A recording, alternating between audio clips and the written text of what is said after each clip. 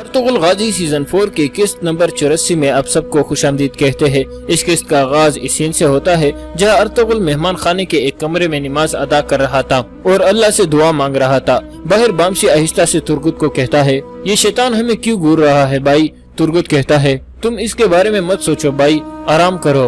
Bamsi कहता है, इसका सर उतारने के बाद मुझे बहुत सुकून की नींद आएगी। इतने में नोयान खड़ा हो जाता है और उनके करीब आकर पूछता है, कैसे हो तुम कमांडर बामसी। बामसी कहता है, तुम क्यों पूछ रहे हो। नोयान कहता है, वैसे ही। फिर नोयान बामसी और तुर्गुत की बहादुरी की तारीफें करने लगता है और उनके पास बैठ जाता है। इसके बाद नोयान कहता है, मैंने सुना है तुम्हारा सरदार हिजरत करने वाला है, सोगढ़ जाकर वो हमसे ज्यादा दूर नहीं जा सकता। तुर्गुत कहता है, तुम्हें क्या मसला है नोयान। नोयान कहता है, निकाह का शहंशाह तुम लोगों को वहाँ सुकून से नहीं रहने देगा। तुर्गुत कहता है, हम उनसे निपट लेंगे इंशाल्लाह। फिर नोयान कहता है, चलो समझ लेते हैं कि तुम उनसे निपट लोगे, लेकिन जब ओगेदाई खान वहाँ आएगा तो फिर क्या करोगे। तब तो तुम सबका खात्मा हो जाएगा। तुम जैसे बहादुरों को सिर्फ बिजांतीन पर नहीं बल्कि पूरी दुनिया पर हुक्मरानी करनी चाहिए। दुनिया का नया निजाम हम है। ये सुनकर तुर्गुत कहता है, नोयान तुम और तुम्हारा खान नया निजाम अपने पास रखो। क्या तुम समझते हो कि हम तुम्हारे हमलों को भूल गए हैं जो तुमने हमारे कबीले पर किए थे। अब तुम्हारी जुर्रत कैसी हुई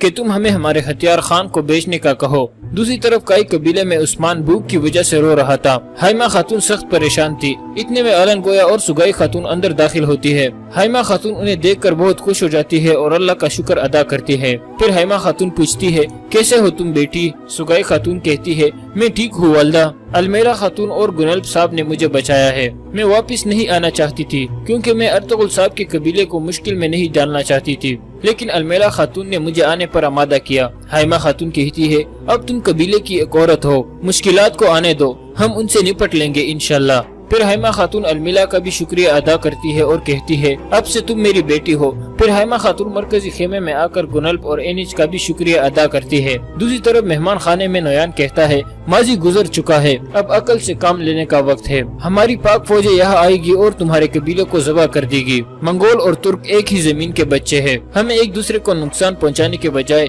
मिलकर इस दुनिया पर राज करना चाहिए। ये सुनकर तुर्क गुस्से से कड़ा हो जाता है और कहता है, मैं तब तक नहीं मरूंगा जब तक मुझे यकीन नहीं हो जाता कि आइकिस की रूह को सुकून मिल गया है। नोयान कहता है, आइकिस के साथ जो भी हुआ वो सब तुम्हारी जिद की वजह से हुआ। अगर वक्त पर तुम लोग हमारी अतात कर लेते तो आइकिस जलकर ना मरती। ये सुनकर तुर्गुत सख्त गुस्से में आ जाता है।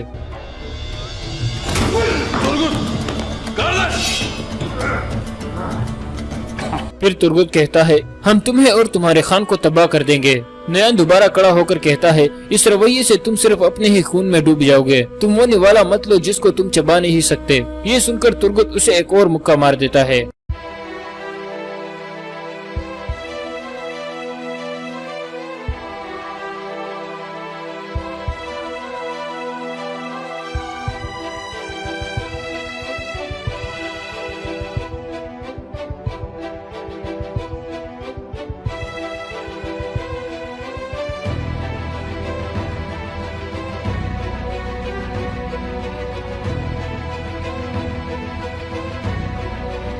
इतने में अर्तुगरुल भी आ जाता है। नोयान कहता है, परेशान मत हो अर्तुगरुल, मैं और तुर्गुत मजाक कर रहे हैं। फिर नोयान अपनी तलवार पीछे कर लेता है और मामला रफा दफा हो जाता है। इसके बाद अर्तुगरुल नोयान को कहता है, मेरे सिपाहियों से मत उलझो नोयान, मैं नहीं चाहता कि तुम्हारे साथ कुछ बुरा हो। दूसरी तरफ कई कबीले में गुनल्ब हकीम अर्तुग के पास जाता है और बाजू के एक जख्म पर पट्टी करवाता है। इस दौरान वो कहता है, अलमिला खातून एक दफा फिर हमारी मदद के लिए आ गई। हकीम अर्तुग कहता है, आपको उस पर शक था, लेकिन उस औरत ने ऐसा करके आपको गलत साबित कर दिया है। गुनल्ब कहता है, आप सही कह रहे हैं अर्तुग साहब, मुझे कुछ चीजों पर शक था, लेकिन जैसा कि आपने कहा उसने मुझे गलत साबित कर दिया है। इसके बाद अगला दिन शुरू हो जाता है। एक समंदर का मंजर सामने आता है। अर्तुगरुल का काफिला एक समंदर के किनारे पहुंच गया था। अर्तुगरुल और उसके साथी इस मंजर को देखकर बहुत खुश थे।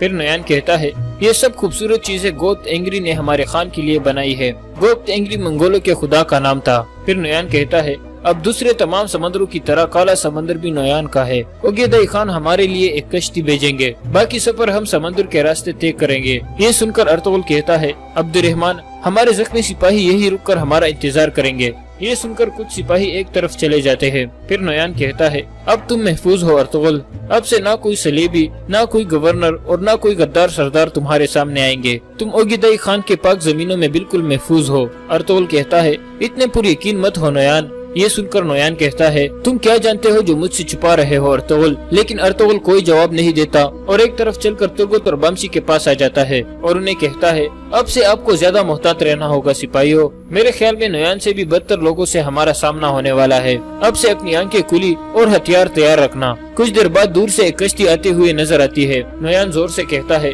کشتی آ رہی ہے۔ یہ سن کر وہ سب تیار ہو جاتے ہیں۔ دوسری طرف سگائی خاتون اپنے خیمے میں بیٹھ کر رو رہی تھی۔ اتنے میں گندوز اجازت لے کر اندر آ جاتا ہے اور پوچھتا ہے آپ کیوں رو رہی ہے سگائی خاتون؟ سگائی خاتون کہتی ہے مجھے میرا بچہ یاد آ رہا ہے گندوز۔ گندوز کہتا ہے آپ میرے بھائی عثمان کا بہت اچھی طرح سے خیال رکھ رہی ہے، وہ بھی آپ کا بچہ ہے۔ یہ سن کر سگائی خاتون خوش ہو جاتی ہے اور کہتی ہے عثمان صاحب جی اور تم بھی میرے بچوں کی طرح ہو گندوز، اس پوری دنیا میں صرف تم ہی میری تسلی ہو۔ اتنے میں آلن گویا بھی وہاں آ جاتی ہے۔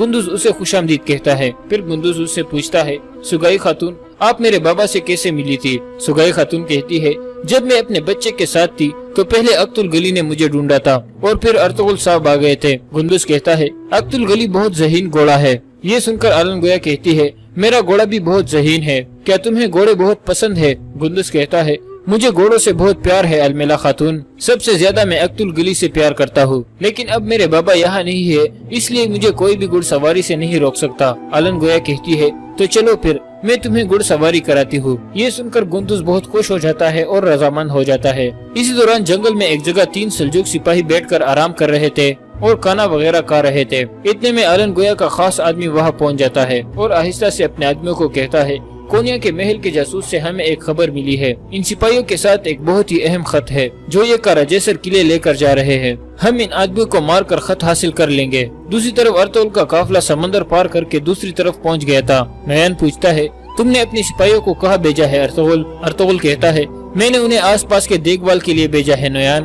نویان کہتا ہے یہ اوگیدئی خان کا علاقہ ہے، اوگیدئی خان کے علاقے میں سانپ یا کیڑا بھی کسی کو چھو نہیں سکتا۔ ارطغرل کہتا ہے ہمارا سامنا سانپ اور کیڑے سے بھی بدتر چیز سے ہو سکتا ہے نویان، ہمیں ہر وقت تیار رہنا چاہیے۔ تھوڑی دیر بعد کچھ نقاب پوش آدمی وہاں پہنچ جاتے ہیں۔ ارطغرل اور باقی سب اپنی تلواریں نکال لیتے ہیں۔ نویان ان آدمیوں کو کہتا ہے کیا تم لوگ مجھے نہیں جانتے؟ ہم اوگیدئی خان کی طرف جا رہے ہیں۔ یہ سن کر ایک آدمی کہتا ہے تمہارے قاتل۔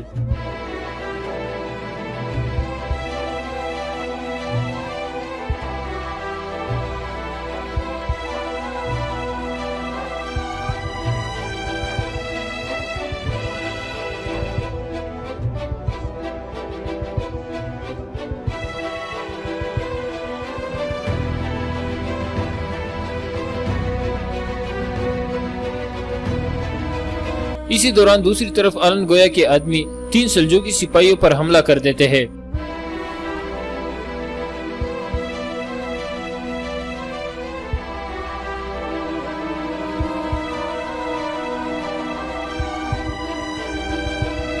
کچھ ہی دیر میں تینوں سلجوق سپاہی مارے جاتے ہیں۔ اس کے بعد مرگن ایک سپاہی کے جیب سے وہ خط نکال لیتا ہے اور اسے کھول کر پڑھنے لگتا ہے۔ پھر وہ اپنے ساتھیوں سے کہتا ہے اس معلومات سے ہم بہت زیادہ فائدہ اٹھائیں گے، ان تینوں سپاہیوں کی وردیاں اتار دو اور ان کی لاشوں کو دفنا دو، پھر ہم یہ خط آلن گویا کے پاس لے کر جائیں گے۔ یہ سن کر وہ آدمی سلجوق سپاہیوں کا لباس اتارنے لگتے ہیں۔ دوسری طرف اوگیدئی خان کے علاقے میں لڑائی جاری تھی۔